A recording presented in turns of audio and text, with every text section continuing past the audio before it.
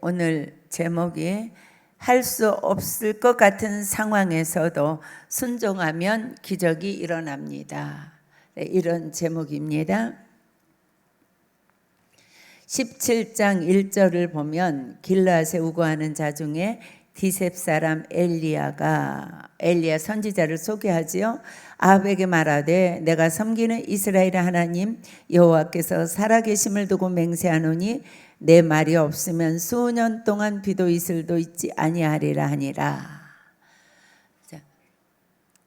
한 민족이 왕이 통치하는 것 같은데, 대통령이 통치하는 것 같은데, 한 가정이 아버지와 어머니가 그 가정을 인도하는 것 같고 그 가정의 모든 삶의 주인이 된 것 같은데, 그래서 자녀들도 어머니 아버지가 저들을 키워내는 것 같은데, 말씀을 보면 볼수록 한 나라도 여호와 하나님의 손에서 다스려지고 있다는 건 여러분들 아셔야 돼요.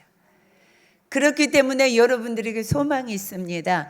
비록 저와 여러분들이 연약하기도 하고 또 부족한 것도 많고 또 저희들이 능력이 있는 것도 아니고 어떤 것을 많이 가지고 있는 것도 아니지만, 여러분들이 이런 이치를 생각할 때에 저와 여러분은 복받은 사람입니다.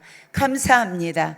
내 힘으로 키우지 아니하고 그래도 부족한 중에 무릎을 꿇고 자녀를 위해서 눈물을 쏟아내고 무릎을 꿇고 여러분들의 인생을 하나님 앞에 의탁하고 내 생각과 내 지혜와 내가 그동안에 자라온 환경과 또 내가 듣고 보고 배운 대로 내 지혜대로 이렇게 우리가 인생을 결정하지 아니하고 그래도 기도하면서 가야 되는 줄 알고 하나님의 말씀을 붙들고 그 말씀이 내게 오늘 뭐라고 하시는가 말씀을 아침마다 펴놓고 말씀을 묵상하는 큐티의 자리에 여러분들이 있고, 더 감사한 거는 여러분들이 매일매일 하나님 앞에 나올 수 있다는 것은 이보다 큰 은혜는 없습니다.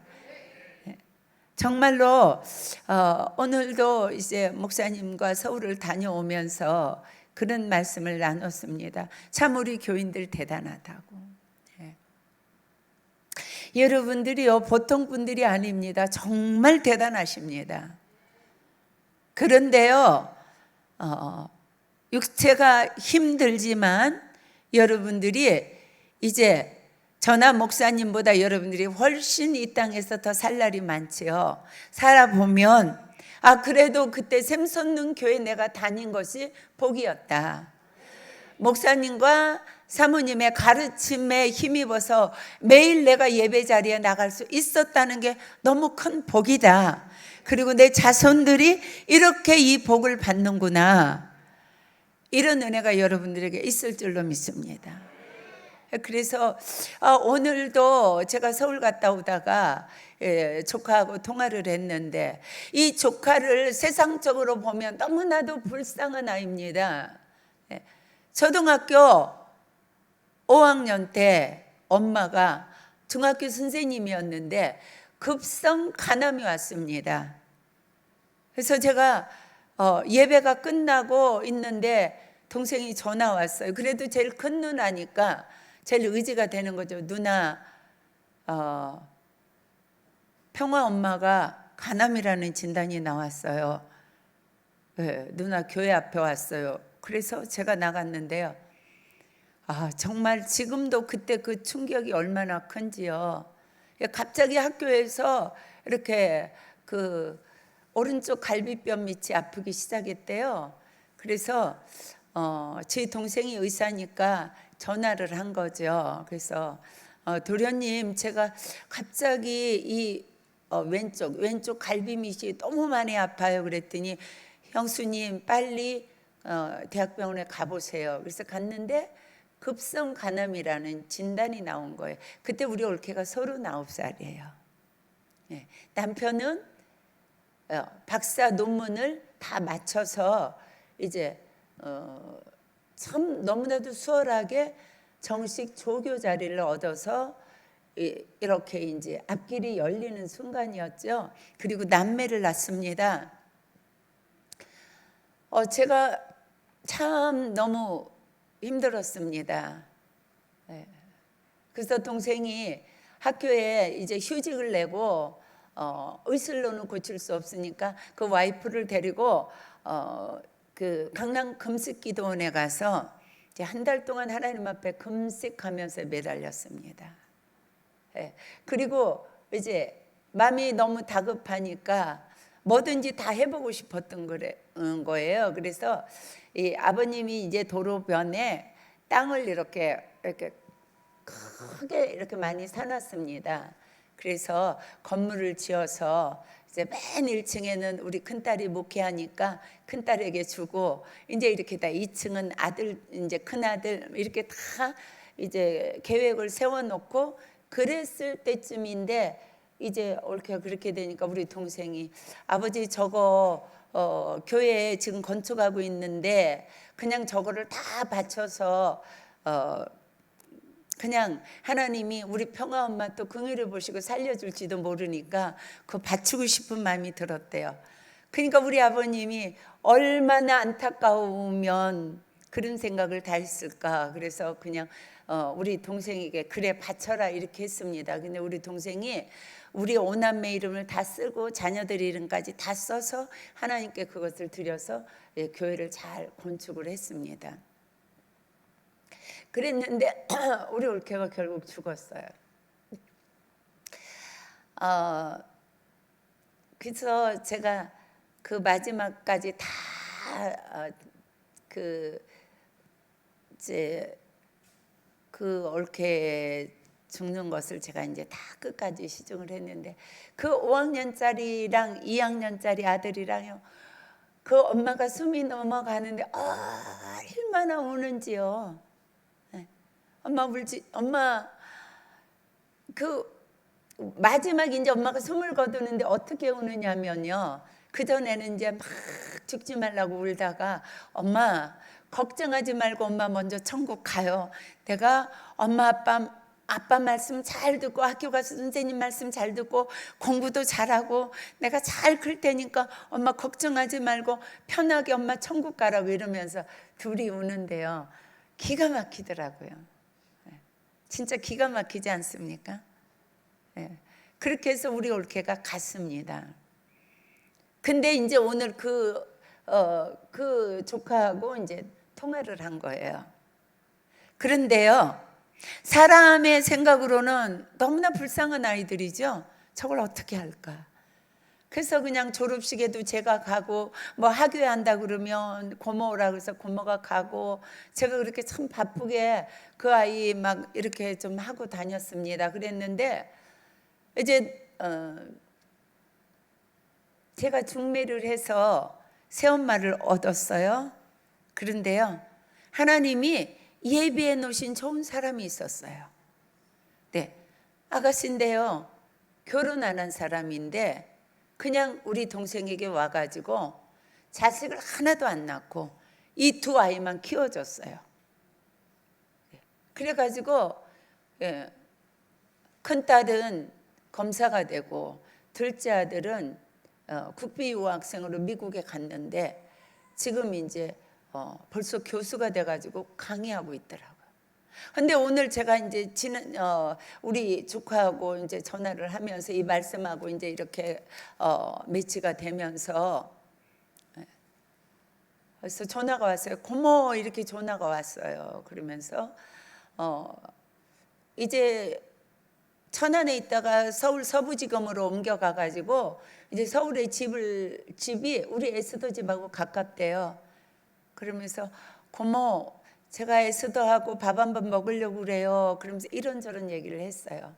그래서 내가 에스더가 오늘 서부지검에 재판이 있어서 갔다 그랬더니 고모 얼른 끊어요. 그러면 에스더하고 통화할게요. 이렇게 제가 끊었어요.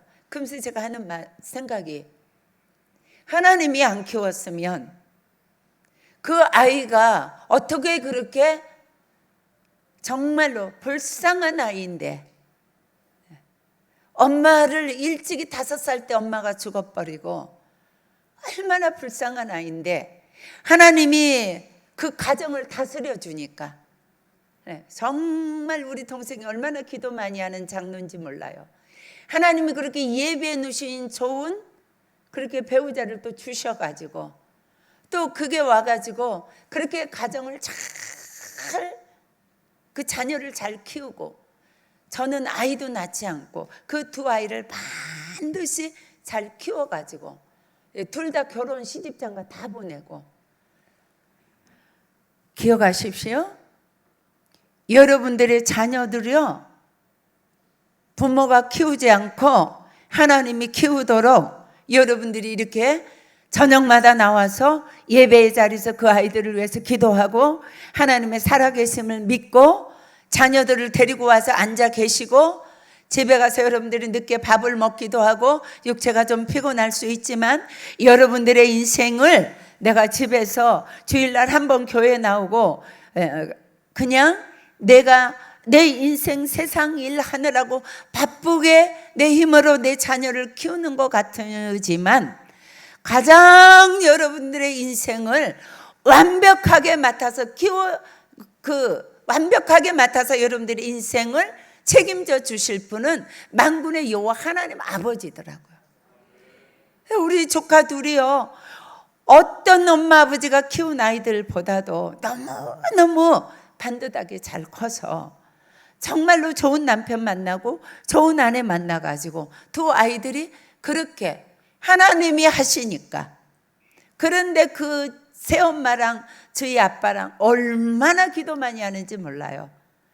정말 기도를 많이 합니다. 그러면서 하나님이 그 가정을 책임지시니까 하나도 문제가 없어요. 그래서 하나님이 여러분들의 가정을 지금 다스리도록 여러분들이 날마다 하나님을 의지하잖아요. 하나님 앞에 나와서 기도하잖아요. 하나님 앞에 나와서 예배자 되어 있잖아요. 아침마다 하나님의 말씀을 씹어먹고 묵상하고 여러분들의 자녀들이 날마다 큐티를 가지고 하나님의 음성을 듣잖아요. 못 듣는 것 같지만 하나님의 영은 여러분들의 자녀에게 임하고 계십니다. 감사하십시오. 육체는 좀 피곤하지만 이제 그 피곤하다는 생각을 여러분들이 떨쳐버리세요. 하나님 앞에 나가는 것이 내게 복이다. 오늘도 예배할 수 있는 것이 여러분들의 힘으로만 나오는 것 절대 아닙니다. 저나 목사님이 앞에서 끌지만 우리가 끌어서 한 영혼도 성전에 나오게 할 수 없어요. 하나님의 영이 여러분들을 감동하시는 겁니다. 사랑하셔서 여러분들도 또한 하나님을 사랑하셔서 그래서 이렇게 복된 인생을 가고 있는 겁니다. 지금 북이스라엘의 왕이 아합입니다. 그래서 아합 왕이 이스라엘을 다스리는 것 같지만 아합 왕이 이스라엘을 다스리는 것이 아니라는 것이 본문 1절에서 말씀하고 계십니다. 그래서 엘리야에게 하나님이 말씀하시는 거예요. 아합에게 가라. 그리고 내가 섬기는 우리 하나님이 말씀하시는데 내 말이 없으면 하나님이 비가 와라 이렇게 하나님이 말씀하시지 아니하시면 절대로 3년 동안 비도 이슬도 절대로 없을 거다 이렇게 말씀을 전해라. 이 내 말씀을 아합 왕에게 전해 주어라 이렇게 말씀하는 거예요. 왜 그러는가? 자, 돌아가서 16장 29절에서 33절 말씀 띄워주십시오.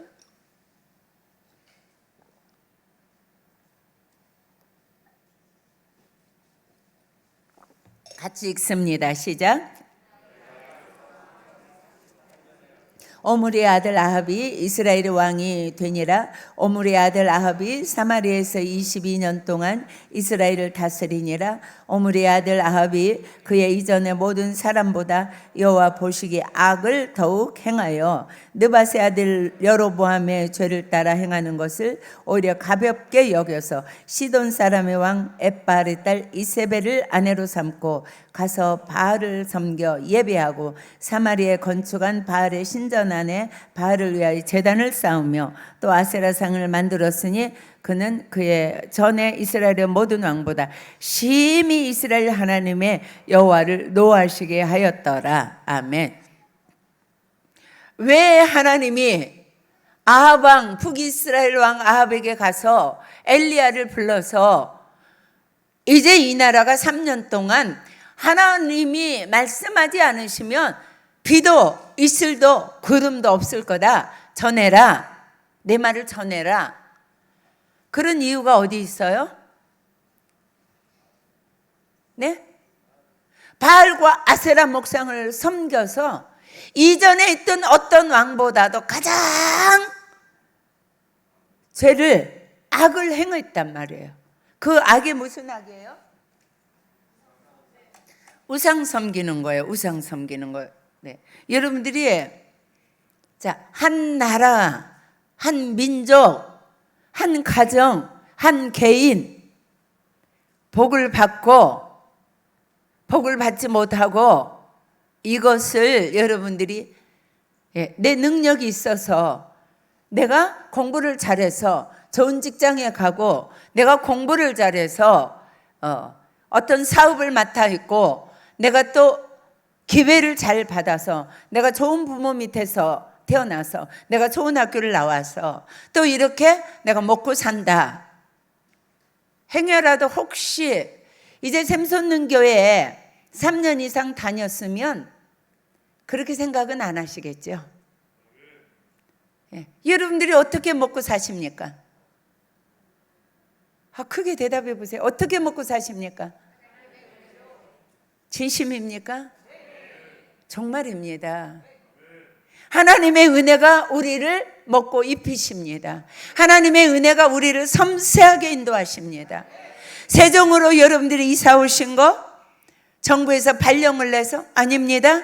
세종에 있는 직장에 오셔서 아닙니다. 만군의 요 하나님이 여러분들을 세종으로 보내시고 샘솟는교회 여러분들을 보내신 분도 하나님이십니다.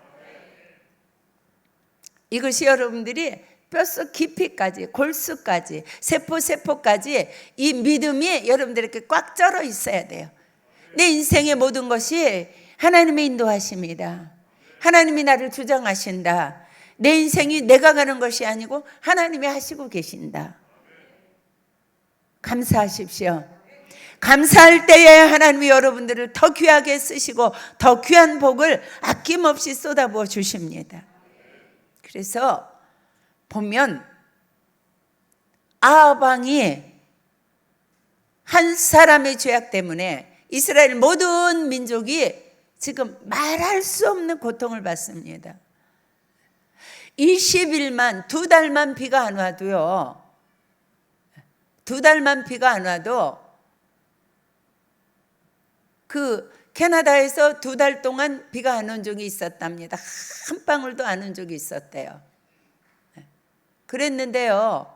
정말 옛날에도요. 우리나라에 기억하십니까? 비가 안 와가지고 다 물이 말라가지고 막 물차가 다니면서 이렇게 물 받고 이런 거 기억나세요?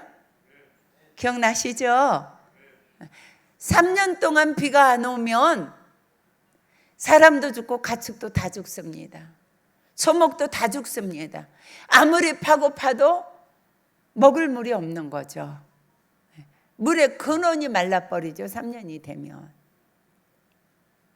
옛날에 양수기가 있는 것도 아니잖아요. 더군다나 사막지대에서 모든 생명이 다 죽는 재앙이에요. 이게요. 그래서 저와 여러분들이 인생 살면서 가장 조심해야 될 거, 내가 내 인생의 생업의 현장에서 자녀를 키우는 현장에서 가정에서 최선을 다해야 되지요. 또 아이들은 공부 열심히 해야 되지요.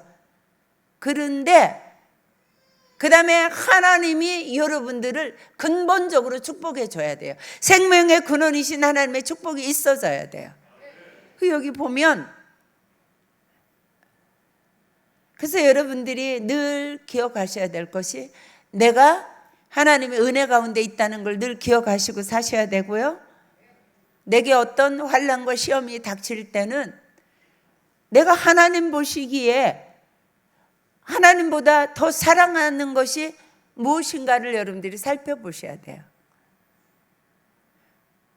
내가 하나님이 보시기에 하나님이 무엇이 내게 잘못되었는가를 살펴봐서 절대 손해가 없다는 거죠.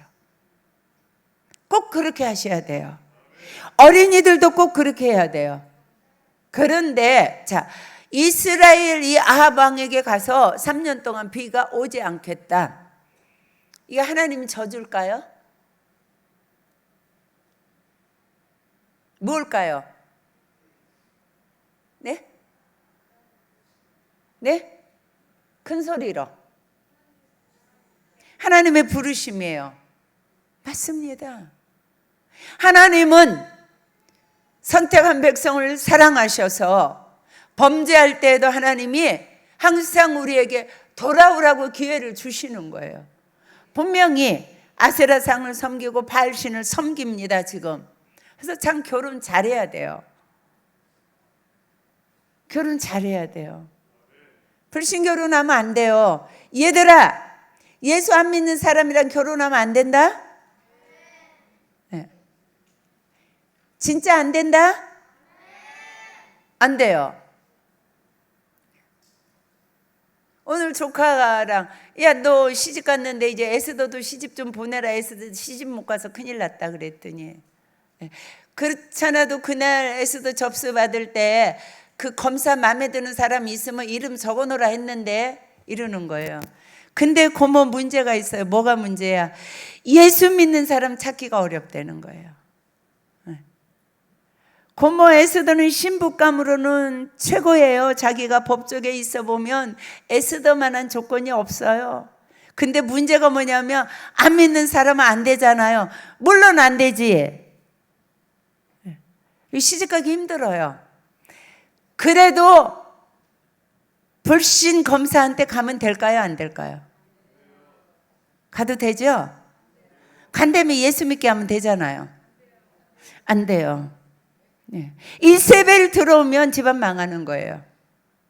근데 사단이 꼭 속이죠. 괜찮다고. 그래서 김정민 집사님 13년 동안 얼마나 애썼어요. 세상에 담배 안 피는 집에서 살다가 남편이 맨날 담배 피고 잿더리에다 담배 떨어놓고 술 마시고 얼마나 힘들겠어요. 절대 안 됩니다. 그래서 어떤 경우에도 어린이들 어떤 경우에도 안 돼요. 아무리 좋은 조건이라도 안 돼요. 아멘 좀 크게 해라. 아무리 좋은 조건이라도 안 된다? 어려서 아주 그냥 도장을 심령에다 각각 찍어놔야 돼. 이세벨은 안 돼. 예수 안 믿는 사람은 그 속에 이방신이 있어요. 그게 이세벨이란 말이에요. 이세벨이 들어와가지고 이스라엘 나라를 다 망하게 해놨잖아요. 나중에 유다까지 그게 들어갔단 말이에요. 나중에 막 아수르에서 이스라엘을 점령하자 이제 그 사마리아에 있는 사람들이 막 전부 눈 뽑혀가지고 막 왕들이 끌려갔잖아요. 아수르는 아주 독한 민족이고 야만인이어가지고 이스라엘 백성들 막 껍질도 벗기고 전부 막 왕도 눈 뽑아가지고 끌고 가고 그랬잖아요. 그러니까 유다로 도망갔단 말이에요. 그럴 때 뭘 가지고 갔느냐? 그 속에 이 우상을 가지고 갔다고요. 그래서 남유다에도 나중에 우상이 판을 치게 된 거예요. 그래서 여러분들이 이방신 예수 안 믿는 사람하고 결혼하면 누구랑 결혼하는 거라고요? 이세벨. 예수 안 믿는 사람이랑 결혼하면 뭐라고? 이세벨이랑 결혼하는 거예요. 하지 마세요. 그래서 여러분들이 어려운 문제가 있을 때마다 늘 기억해야 될 것은 내게 혹시 하나님이 안 기뻐하시는 이세벨이 무엇이 있는가? 내가 무엇에다 더 열심을 내고 내가 무엇에다 더 신경을 쓰고 내가 무엇을 더 사랑한 것이 있는가? 하나님이 안 기뻐하시는 것이 있는가? 이렇게 여러분들이 살펴봐서 절대 손해가 없다는 거죠. 그리고 여러분들이 무엇이든지 날마다 기억해야 될 것은 내가 한 끼를 먹을 때마다 예전에 이돈 장로님 참 멋진 인생 살잖아요. 그런 믿음이 있으면 그런 인생을 사는 거예요. 여러분들도 마찬가지예요. 그래서 이돈 장로님 간증을 아이들에게 들려주세요. 한꺼번에 듣고 또 듣고 듣고 또 듣고 1편부터 8편인가 있어요. 한 6번쯤 듣고 여러분들도 듣고 또 한 2달 지나면 3달째 또 들려주세요. 큰 그 좋은 영향력을 미칩니다. 여기 주요섭 성도 있지만 자기가 그 원종수 권사 그 간증을 또 듣고 또 듣고 또 들었는데 그거 듣고 저 사람도 의사 됐잖아요. 거기에 영향력을 많이 받았단 말이에요. 그래서 여러분들이 늘 감사해야 될 거는 문을 열고 차를 탈 때도 감사해야 돼요. 내가 차를 타고 다닌다는 것이 하나님의 은혜인 줄 알아야 돼요. 나는 요새 남금주 권사 차를 갈 때 타고 다니면서 되게 은혜 받아요. 차 탈 때마다 그 차에 대해서 그렇게 좋아하는 거예요. 내가 보면 그 차도 그냥 그저 그런 차인데, 산타페. 여러분들이 그걸 아셔야 돼요. 내게 주신 것이 하나님의 은혜라고 생각할 때 그것을 타면서 감사해야 돼요. 그래야지 하나님의 더 좋은 차를 주실 수 있는 하나님이 그 여러분들에게 참 하나님 내 은혜를 안다. 은혜를 아는 사람도 참 그 손은 사람이 좋아요. 은혜를 아는 사람이 정말로 뭐든지 더해주고 싶어요. 감사를 아는 사람이 너무나 귀한 사람이에요. 우리 하나님이요 항상 기뻐하고 범사에 감사하라고 그러시잖아요. 왜 범사에 감사하라고 그러시는 줄 아세요? 범사가 다 하나님의 은혜인 것을 아는 사람이 되라는 뜻이에요. 근데 우리는 전부 내 힘이라고 생각하지만 모든 것 하나에서 10까지 전부 하나님의 은혜입니다. 숨 쉴 때도 하나님의 은혜입니다. 먹는 것도 하나님의 은혜입니다. 걸을 수 있는 것도 하나님의 은혜입니다. 그래서 여러분들이 운행하는 분이 하나님이시라는 거 아셔야 돼요. 그래서 여기 보면 이 나라에 3년 동안 가뭄이 드는 것이 한 지도자가 범죄함으로 이런 일이 일어나는 거예요. 그래서 여러분들의 가정에서 내가 어떻게 바로 서 있는가에 따라서 여러분들의 가정이 복을 받는단 말이에요. 여러분들은 복 받고 있습니다.